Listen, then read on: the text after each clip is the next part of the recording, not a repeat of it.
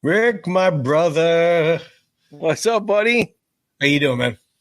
Good. Good. How are you? Doing well. Doing well. We are Is it on is episode 53 today, right? Isn't that right? Yeah, I believe you're correct. Jeez, 53 already. I have a hard Crazy. time keeping track of the days.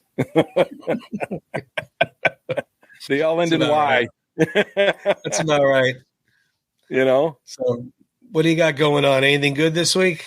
Oh, it's been crazy busy, and that's quite okay because, like I always tell Deb, it keeps me out of jail. Well, that's that's a good thing. We don't want to go there. That's for sure. No, because I'll be calling you for bail money. No, Yeah, I'll have to wire it up there, and I know. God, I don't even know how long it would take me to get there. No, but you but sent it's been. a I'm picture. sorry. No, that's good. That's good. I think we're kind of buffering or something, talking over each other. No, I said you sent a picture up there of the turtles. I saw. I did. I sent you an update for those who may be interested. Cuff is out. Let's show them up there. There's the one turtle. Which one is that on the rock? That's Cuff. He's more green. Link is more brown. And now is Link in the picture? Because I can't see him if he is. No, I haven't seen Link in a bit, but we're keeping our fingers crossed. And then, did you buy another pet here that is challenging to a race or something, or was that just a wander bike? No, we got 3 or 4 of them in our backyard every night. Deb feeds them, throws them on some carrots. There you go. So hey, they know where it's good. I would say that's why they're coming back right there. Yeah, it's a great looking pond, though. I love what you did there. It looks awesome. Thank you. I love it. It's very peaceful and relaxing, and sure, and you get to see stuff like that. The birds go in there and they get their drinks or a bird bath, or then you get the rabbits and the chipmunks and the squirrels. I don't really care for squirrels. You're a regular Snow White. You're like a Disney princess. Right. Start calling the animals. I know, right? Rick Doolittle. That's your yeah, right. I see 7 little guys following me. There's going to be a problem. Rick's in the mine right now. Don't worry about him. Yeah. Well, at least that's done, because I know you've been super busy. You have like no more shirts, hats, the signs. You got all kinds of stuff going on. I am.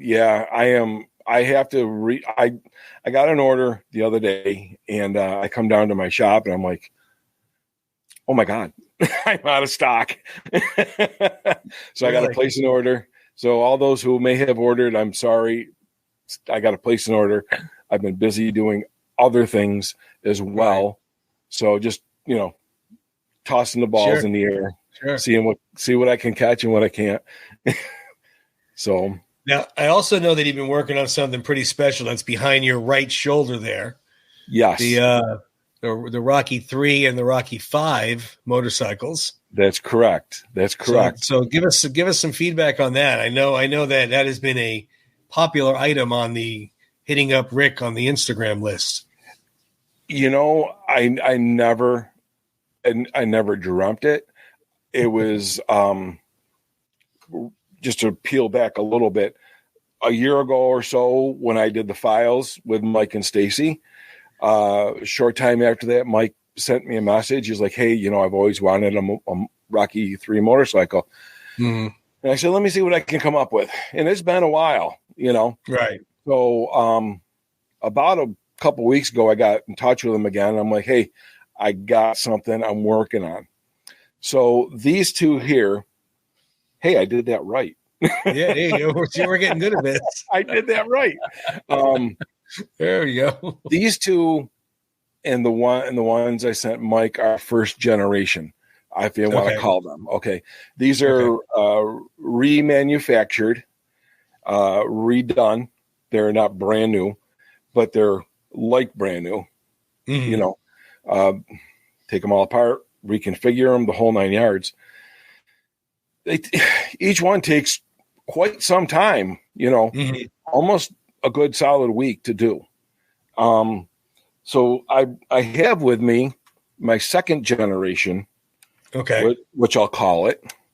I'll put it up here. so you can kind of see it. Look at that. Look how cool that is. I put on the other ones I have these, but I put brake lines and gas lines on there. Yeah. Oh my God. I put the crash bars, which was on the other one. Just making all these little things. Yeah. It's, the next thing you know, the day's gone. You're sitting there and you're just making the stuff in the days. But so this is one feature that I added that is not on the first generation. Let's see. It takes gas tank looks awesome with the stallion there. I love it. Thank you. See if you can hear this.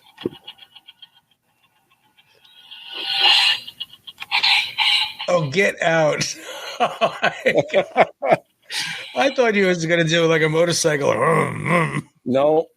So I reprogrammed them. How the heck did you do that? That is awesome.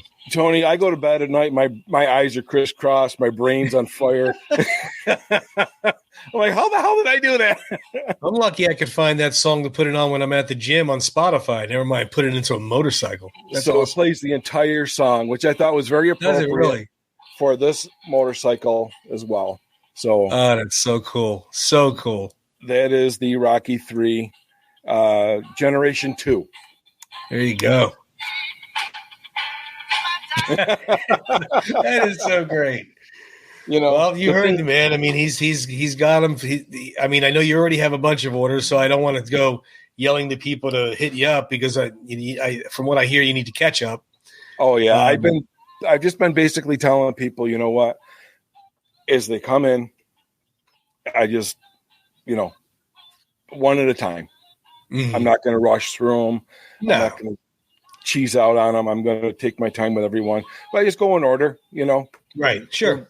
This will be one of one. I'm working on this will play the whole song, so I don't know if you can hear it or not. That's great. That's so great. I'm working on making a like a card, like my own type of a card of authenticity it was okay. Whatever the wording is going to be. And I found a really cool picture I want to put on there with it. And just, this is like one of two. Nice. Maybe I'll get more than one of three, but who knows? Right. It's still fun. It's fun to me. I enjoy doing it. And that's the key. If you enjoy doing it, it's not a chore. It's not, oh man, I got to go do this bike for this guy. And then of course the person buying it is appreciating what they're getting because you can't find them. No, you can't find it. Excuse me. I mean, everybody knows. Anybody that's looking for Rocky memorabilia, I'm sure has tried. I know I have tried.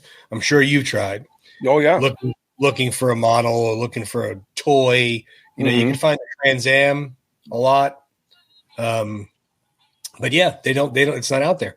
No, and that's what after Mike put the bug in my ear about it. I'm like, you know what, that would be really cool. And I tried for a very long time to do it a different way. And it was just way too. So I found this way of doing it, and which, the other one would have taken months. Right. So this one works out very well. The response I've gotten has been great, and like I said, I enjoy doing it, and I'm learning stuff which keeps my brain fresh. There you go. Stuff like programming music into a toy. Yeah. Oh my God. And what's so funny? I mean, that came out almost the summer of '82. It was May of '82. So it was, you would have thought that because they had a decent amount of merchandising for Rocky 3. Right. But they didn't do anything. You think they would have done model motorcycle or a pre-made one. At least a little one. To build. The little one. Little Matchbox. It's but they didn't, and that's pretty funny they didn't. I mean, you would think a movie that big, and it was a blockbuster movie. I mean, for 82, right. That was that Rocky. Not that Rocky 2 did not become a blockbuster, but Rocky 3, when that came out, between the soundtrack and it came out right before the summertime. It was huge, and the Eye of the Tiger song, right? It was everywhere, right. And so the only one I've seen was on Heritage Auctions years ago, and that was like one of a kind, and it sold for big money. Yeah. Yeah. So I mean, I made it as very close as I possibly could. Is it to the T? No, but it's to my T. Right. Exactly. Well, like I said, I mean, when you have a movie that's a blockbuster like that, you're going to do merchandising, you're going to do promoting, you're going to have the McDonald's cups and the whatever it may be. And let me see here, the first summer blockbuster that really took the world by storm. Oh yeah, I know where you're going. Do you hear something? I do. Oh, wait. I think I do. Oh. I do. I hear something. Something got Rick. You got to prepare me for these things. Dude, I never want to prepare you. Oh, my God. That is awesome. I honestly thought your camera fell. It is. This was the first summer blockbuster. I don't know if we'll get hit with a copyright with this, but we'll find out. Let's shut that off before it goes on too long. They could hear. Okay. That was the first summer blockbuster. And that merchandising was everywhere. It was on T-shirts and cups, and granted, the fast food chains weren't as prevalent, as many of them as there are now. Right. There was video games. There was the big stand-up video games. There was everything. And it came out right before the summertime, so people were at the beach. It was messing with people's heads. Oh, yeah. Tony, I didn't want to go in the swimming pool. No. And I'm sure everybody knows what we're talking about by now, and that is Jaws. Oh. Mr. Steven Spielberg's Jaws made me not go in the water for how old am I? 57. So I was 9. I was 9 when that came out, and I remember, like, I felt really weird. The second I went in the water, but then as soon as I needed to tread water, it freaked me out. Oh, I bet. And I've been like that ever since. I won't go in the water. Right. We were down in where was it? Daytona Beach a bunch of years ago. Mm-hmm. And you're walking out, and it was like knee deep, and all of a sudden, boom, and there's this channel, and I'm like, oh, yeah, it does. It freaks you out. Yeah. I mean, Spielberg, here's a picture of Spielberg messing around on set. Look how young he is. I don't even know if I would have done that, because I would have been afraid the damn shark would have bit me. I know, right? I know. The great part of, you got the perfect storm with this picture. You really do. Obviously, you just heard the main theme from that song done by the great John Williams, who also did Star Wars and Indiana Jones and among many others. You add that music with the murkiness of the water, and then you didn't see the shark a lot in the beginning of the film. There was a reason for that, right? Mm-hmm, yeah. You know the reason. Yeah, I know the reason, but yeah. Because they had so many mechanical issues with Bruce, right? Bruce the shark. Mm-hmm. They wound up filming a lot of scenes, correct, without the shark in it, which then added more. What's the word I'm looking for? Suspense or more suspense. Thank you. Yeah. It definitely gave the Hitchcock feel to it. Hitchcock was very famous for, showing you there was a bomb under the desk and then not showing it to you again throughout the entire dinner. Mm-hmm. It's there and you're kind of freaking out and something like you didn't need to see the constant thrown in your face, the shark. And from the minute where the girl goes swimming in the opening scene, there she is there. Oh yeah. And she gets that initial pull under. You don't see the shark. No, it's not even. You don't even see. Well, you don't see the blood because it's nighttime, but you see her getting flailed around and thrown around and pulled under, and then it's just quiet. And that's the opening of the movie. It was a book before a film. Right. It was made based off of Peter Benchley's novel, which was a blockbuster novel. And I did read the book. Did you happen to read the book? I never did. I was just about to ask you if you did. Yeah. Did the book follow, or did the movie, I should say, did the movie follow the book? Excuse me. Mostly. There's definitely key parts that it did not, especially towards the end, which I won't say anything in case somebody wants to read the book. I do want to read it. Again, it's been around for 50-something years, but still. So, yeah, towards the end is where most of the changes that were made for the film, some of the things in the middle. Yeah, I mean, it wasn't verbatim, but it definitely had a handful of changes where you're like, where if you go back. See, I didn't read it before. I was young. I was 9 years old. I wasn't supposed to see it. Oh, okay. Oh. I snuck into the movie theater when it came out. Oh, so I got to send you bail money. Yeah, exactly. My friend and I, we were 9 years old. We were in the theater seeing some kid film, and then we were going to leave, and the boys that I was hanging out with, his older brother was going to see Jaws. So we just turned around and went back in. Oh, nice. You know, when you're already in the theater, they don't check your ticket again. Right. So we just went and saw Jaws. Oh, my God.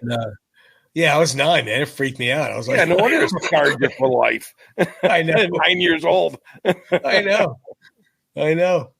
But he, the writing, the filmmaking, everything about it. I mean, obviously everybody knows the trio, which you have Dreyfus, Matt Hooper. Yep. You got Quint. You got Sheriff Brody. Yep. Which is Roy Scheider, Richard Dreyfuss, Robert Shaw. Yep. Yeah. And they were perfectly cast. Oh yeah. You know, the acting on them was just top notch.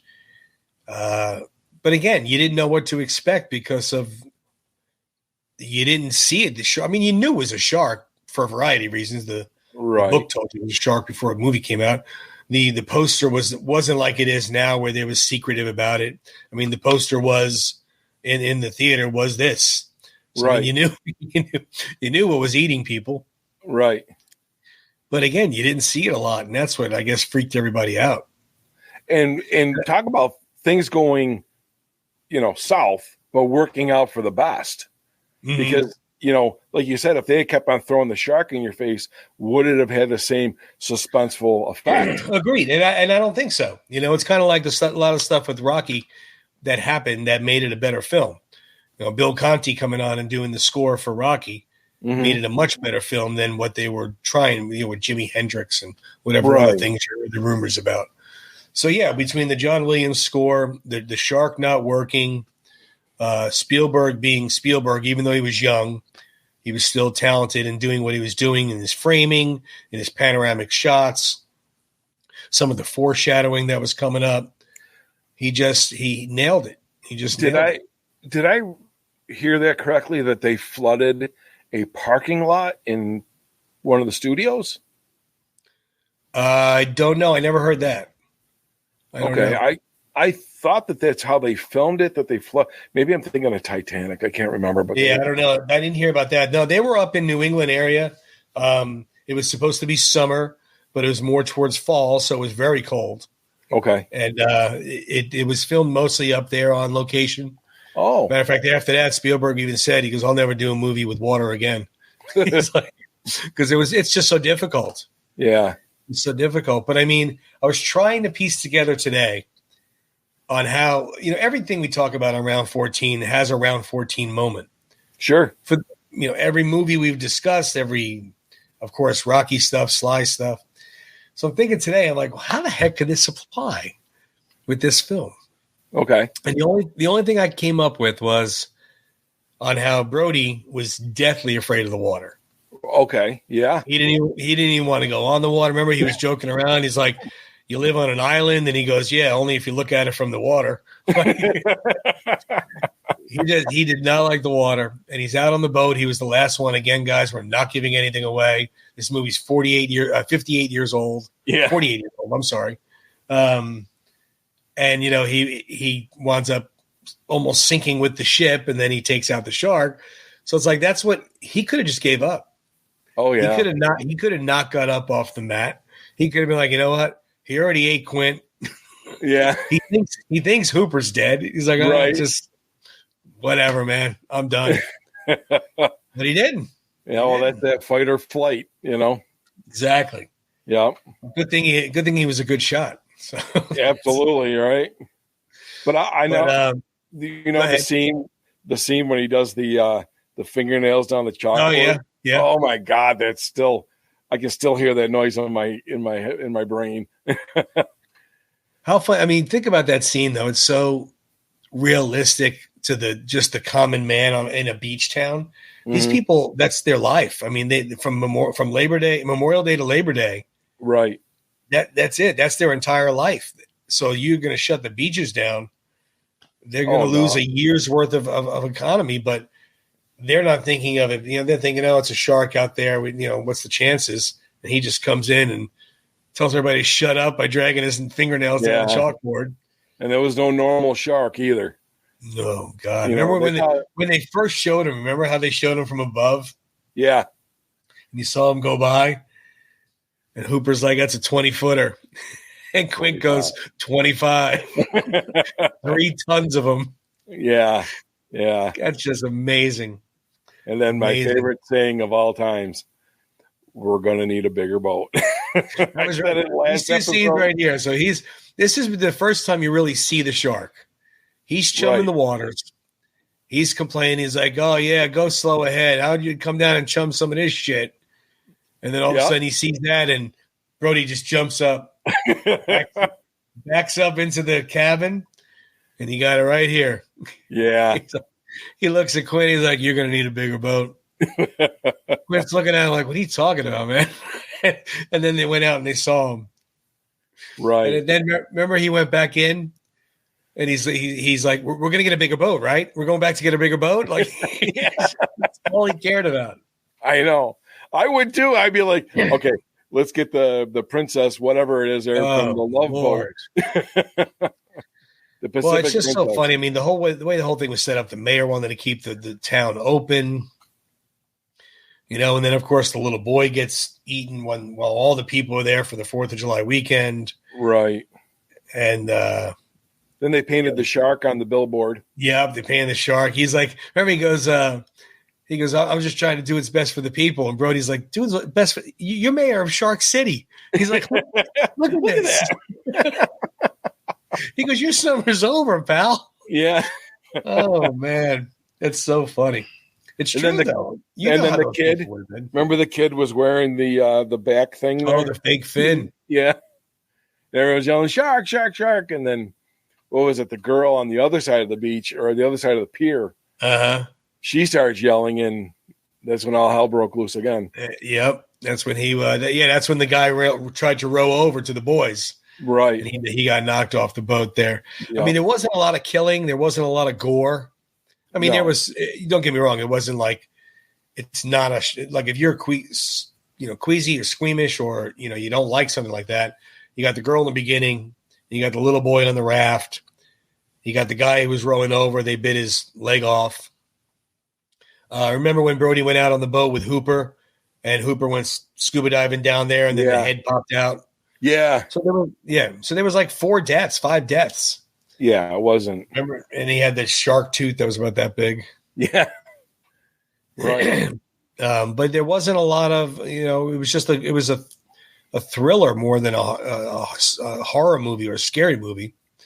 It just got into your head, and you Quint is, like Hooper says, Quint is the, what's with this working class hero nonsense, and he's the tough guy who's not putting a life preserver on again and telling the stories about the USS Indianapolis. Oh my God. That was a hell of a story. Great scene. Just that story alone would keep me out of the freaking water. Yeah. And the way he tells it so matter of factly, it's like, it's about 8 hours before the sharks started to come. People, they were taking 2 or 3 at a time. It just, you couldn't imagine that. No. I mean, well, I'll jump off a little bit, but there was another movie, Open Water, where to a couple, a man and a wife were left out to sea from a diving expedition. Mm-hmm. And anybody who's seen that movie knows how that plays out. But that alone, just being that, vulnerable, Vulnerable. Yeah. I was just thinking the same word. Vulnerable. And you're a speck. You're a speck. There's no land around you. I mean, that open water, let's touch base on that since you brought that up. There's very few other shark films that have been decent, never mind as good as Jaws. And I'm not saying that's, it's really not fair to compare them to Jaws. You don't compare every horror movie to some of the great horror movies, or you don't compare every mob movie to The Godfather and stuff like that.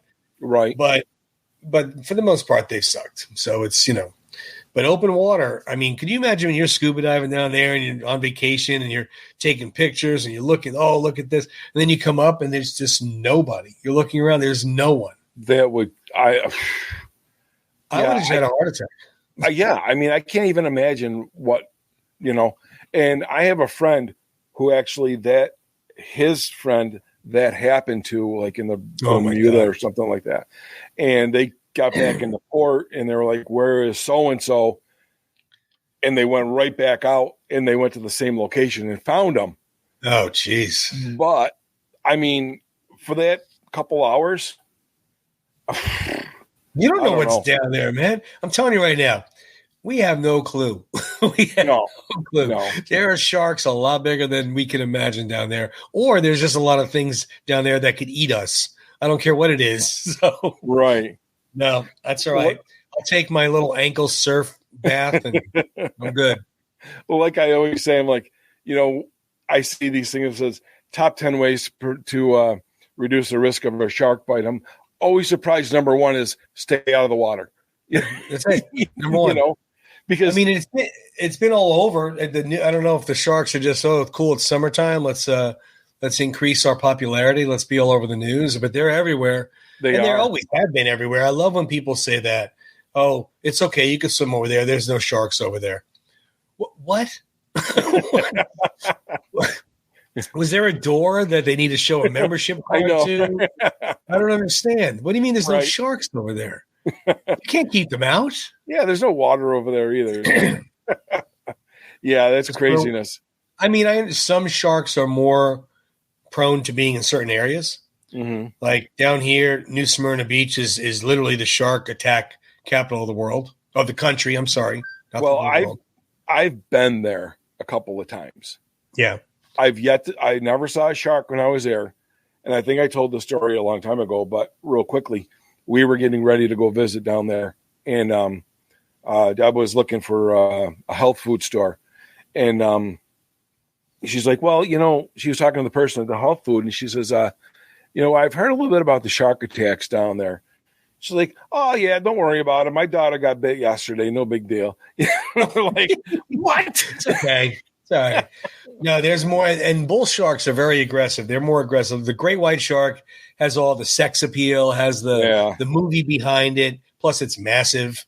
They're 15, 18, 20 feet. The bull sharks are, 7, 8, 10, 12 feet. They're smaller.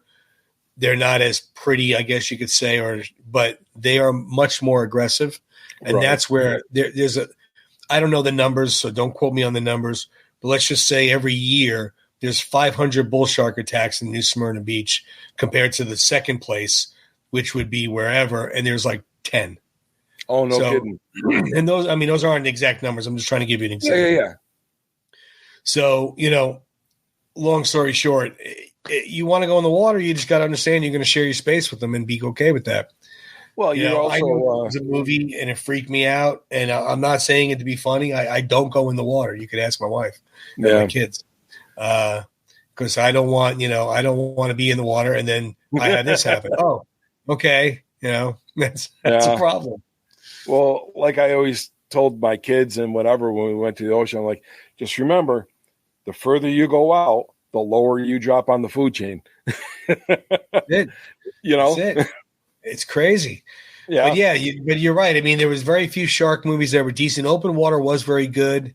There was but that was based on a true story, wasn't it? That I don't know. I think it was. I know there was the Meg with Jason Statham. There was 47 meters down. Is that another one, right? That's with Sistine. Yeah, that's right. Oh, yeah, that's right. Yeah. That's right. Yeah. Yeah. I have not seen those. After I saw, Jaws, I was little. And it was just funny because I was just telling Deb the other night, I'm like, I want to really watch Jaws again. It's been so long. But after I watched Open Water, I was like, I want, I don't want to watch it. Yeah, it definitely took off. And, of course, everybody wants to copy the blockbuster. It was one of those movies that came out of nowhere that made $1 gazillion. It dominated the summer, dominated the rest of the year. And then in that mid 70s, a lot of people started making, of course, copycat movies. Yeah. With that were poorly done, or they were doing a different version of Jaws. Instead of in the water, there was one called Grizzly, and he was in the woods, and it was a bear. There was one about a giant alligator. There was one about piranhas. There was this rash of like animal kill people movies. Right. So with their success, that's what happens. And of course, the sequel is, that's a given. Whenever anything's that big, they're going to make a sequel. Oh yeah. And unfortunately, Jaws did not have the great success like Rocky or Indiana Jones or Star Wars, where the sequels were good enough to keep you there. Jaws 2 really didn't hit home as much anymore. It didn't really have the same appeal or the same bite. And then Jaws 3 was just atrocious. Very bad. Was there a Jaws? Was that Jaws 3D? 3D. Yep. Yeah. Yep. Yeah. Dennis Quaid. It took place in a SeaWorld like environment. Yeah. It was just horrible. Yeah. But, you take away Spielberg, you take away, the writers, you take away all the good people that made that movie great. What do you think is going to happen? Right. I mean, the one thing I do remember from Jaws 2 was, they were going out to the island. And it was towards the end where they found the power line. He was hitting the power line with the oar.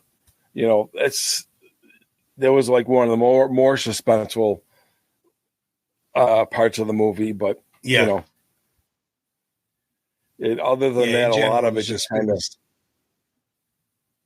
And then there was another one where it was in the Caribbean. Was it Jaws 4? Revenge. That was the Revenge. Yeah. like he knew who was down there. Yeah. Oh, wait, she went on vacation. I'm going down there. Yeah. You killed my dad. Oh, God. Exactly. Like they have a thought better. Exactly. No, but yeah, man. It was the first one of its kind to do that. There was no movies before then that. After that, everybody wanted to make the summer blockbuster. And everybody really, now it still happens to this day. Oh yeah. Still happens. It's a copycat thing, someone does it and everyone's gonna, like we talked about before, sometimes it just seems like they've run out of ideas as well, or just trying to make the $1 million or whatever off of, I don't know, the big, large snake movies or the anacondas and piranhas and whatever, right. Well, the thing of it is, too, sometimes this stuff just it works its way around and sits on a shelf in limbo for a long time. A lot of times what will happen is, so I write a screenplay. You like it. You're the head of Warner Brothers Studio. And you're like, I love it. I'm going to buy I want to buy your script. Okay. $200,000. Well, let's use Sly as the example. Say Sly did sell his script and did not make Rocky. He sells the script. He takes his $250,000. He leaves. They take it. They may not make it right away. That thing may sit there in developmental hell. Like just let's cast this one. Well, they're busy. Let's cast this one. He won't fit. Let's do that. Let's get this director. Well, he said he won't work with this one, and sometimes it'll sit on a shelf for years. Right. And or it could run into the situation what happened to you. Where you had a great idea. Yeah. Go ahead. You can tell that story. You did it. Yeah. Well, yeah. Long story short, I mean, I wrote a screenplay about a baseball player, an aging baseball player. Well, that was one of the scripts I wrote, and that was one of the scripts I decided to pitch to Jerry Bruckheimer. And he loved it. Thought it sounded great. He loved the passion of the film. But he had just bought The Rookie, that script with Dennis Quaid. Yeah. So he's like, I can't go making 2 baseball movies, And then granted, I mean, I could have, I pitched it to a few other people, and we're not interested. We're not interested. We're not interested. But it is what it is. But yeah, it could be that way. You could have pulled an Arnold on him like he did to Sly. Well, hey, Bruckheimer's going to make one. That's true. That's true. I should have. Bruckheimer's making this baseball movie, man. You want to go up against him, Yeah, That would have been funny if that worked. All right. Hey. I actually talk about that with Gina sometime. Like, what happened? What do you think would have happened if it worked? Like, if we did sell the script, like, would we have still been out there? Would we, what would have happened? Yeah. Who knows? Stop her. I'll throw a 100-mile-an-hour fastball. Right. Only kidding, Sly. I loved the movie, by the way. I thought it was great. No matter what he understands. Trust me, he definitely understands about that film. I like that movie. I don't get it. We like that movie. I mean, it's not hard. It's tough to see sometimes when you're watching. It's just like Rhinestone. Like, I'll watch Rhinestone, and it's a funny movie. It's this and that. Dolly Parton, she's hysterical. He's doing a goofball job on singing, but it's like, it's not. To me, it's like that's not Sly. You watch another movie that people may not like, be it Paradise Alley or something. That's more of his style of film, but he had, he tried the comedy route. Well, it's got its place. It's got its moments when you're like, I feel like watching this. The one that I just can't is Oscar. And I know we're way off base now, but here we go. We're going to be one of those people. It wouldn't be a show if we didn't do that, right? I know. What do they call those people who work the railroad trains and they derail them or whatever? They switch the tracks. We need one of those people. We need a track switcher. Switchman. I'm telling you. But back to Jaws, it was the biggest film of the year. It led to a lot more. It put Spielberg on the map, thank God, because look what he has done since. Oh yeah, I mean, he made so many. That'll have to be an episode of itself one time, covering his filmography, because he's one of my favorite directors. Him and Scorsese. Mm-hmm. But yeah, it's when you release a movie like that, it has that much talk about it, and that much, you didn't see it yet, you got to see it, and there was no social media back then, so you didn't know the ending, you didn't know certain things, so it was, you just got to see it for yourself. But let me point this out, and it's something and I know everybody watching knows, but just like Rocky, here we are in 2023, creeping up to 2024. How relevant is Jaws to this day? I mean, this is something that came in the 70s, right? 75. 75. Yep. Who doesn't go to the ocean or go to the water and goes dun dun dun dun dun dun? Yep. Exactly. It's funny you said that, because I mean, how many themes are that well known that even if you didn't see the film, you know what that is? Right. You did not see it. Yeah. Yep. Every single person that's ever gone in the water does a little shark thing, goes dum dum dum dum dum. They know it. And you're right, absolutely right. Just so relevant to this day. I mean, there's Rocky, there's Jaws, and there's a handful of others that just, when you're running up a flight of stairs, you're and you go to the water. And Quentin Tarantino said it was the most perfect movie he ever made. Yeah, crazy. And, if you really break it down, I mean, I remember they showed that we studied that film when I was taking film class in college. Oh, no kidding. We took 3 days. We watched that film for 3 days. We broke it down piece by piece. Okay, and it really is. It's so well done. It's so odd and how somebody could be that good at what he does, and he was so young and didn't do much previous, and little training. I mean, so it's goes to show you either you're that talented or you're not, I guess. Right, but the scene when Hooper is sliding down the boat, Quint, right? Or Quint, you're right. Yeah. I'm sorry. When Quint is like, I'm reaching for anything. I'm grabbing shit off the shelf. He's kicking, he's punching, he's just, I mean, the mouth is this big, he's sliding down, he's this big. Your imminent doom is coming, and you're right helpless. Right that there. resonates with you, to me, in the pit of my stomach. Like, well, and even watching it, even you're just watching it, you're pushing, you're like, I oh know. my God. I'm saying, I'm like grabbing stuff. I'm like, no. It's crazy. Oh my God. Yeah. What a great movie. What a great movie. No, it's fantastic. Fantastic movie. And so, yeah, summertime's here. Shark Week's coming up this weekend. Oh, yeah. So we could catch some more sharks if you want to go watch Discovery Channel. I don't know if you watch Shark Week at all. Did you see those, the Life magazine? I remember I was telling you. And then I did. Okay. I did. Okay. I have the Life one. And I did see the Mad magazine one. Okay. Was I right? I haven't seen that Mad magazine in forever. The shark was coming up and his tongue was hanging out. His tongue was hanging out. He's like going, a dog. And there's Alfred E. Newman swimming. You know what? I think summertime, it's still, the 4th of July, it's the beaches, it's it's that air about the time of year. Mm-hmm. And then you think of Jaws. You can't go without it. Right. You can't go without it. And like you said, I can't even imagine in Florida. We're hearing about it in New York. It's on the news all the time. And not only that, but like on Instagram, I've been, I clicked on one shark that was swimming, and now I'm getting like all these things sent to me about sharks. Yeah. And I'm like, okay, I get it. I'll make sure my pool water's clear.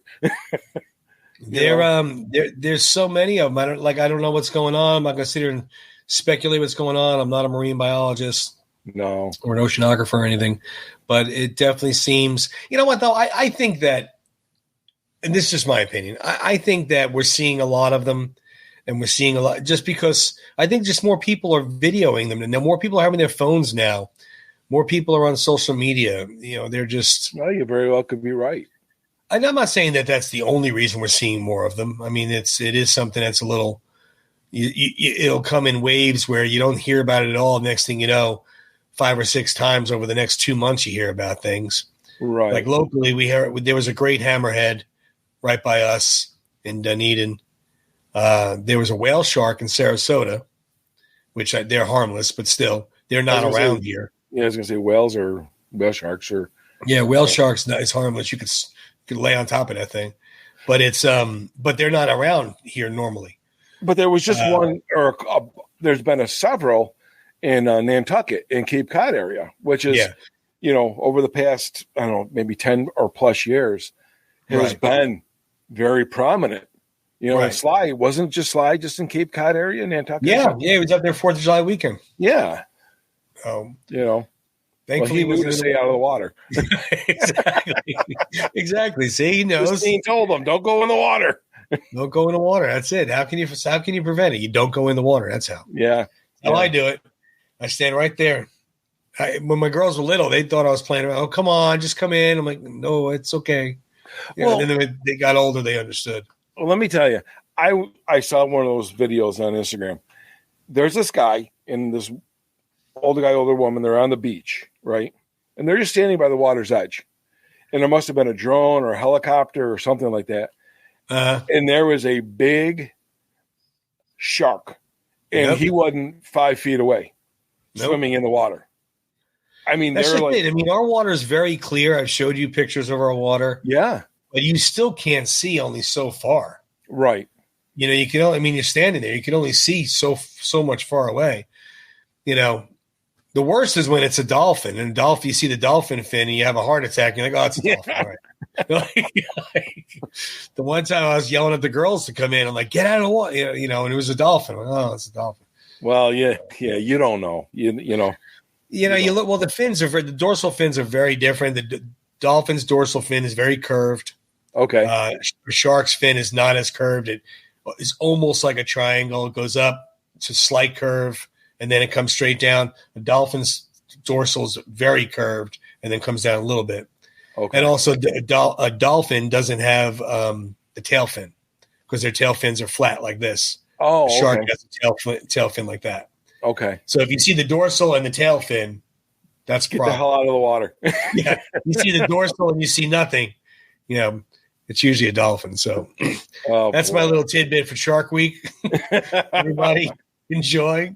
Unless it's Sharknado, right? Right? Yeah. Oh, yeah. That's another one. See what happens? You go from Jaws to Sharknado. That's what happens. Boy, did we go to a new low. Well, it was a good episode as always, though. We always have a good time, no matter what movie we're talking about. Absolutely. Thanks for indulging me. 14 can apply. I really thought your camera fell when the music was on. I'm like, why is it taking him so long to fix the camera? Oh, that's funny. I like to keep you on your toes. That's okay. That's all right. Well, guys, as always, we thank you for watching. Appreciate you coming on and give Rick a little bit of a break. Let him catch up on making some things, then hit him up for some shirts and hats and maybe even another motorcycle. So, thank you. All right, brother. We'll see everybody next week. You got it. All right. Take care.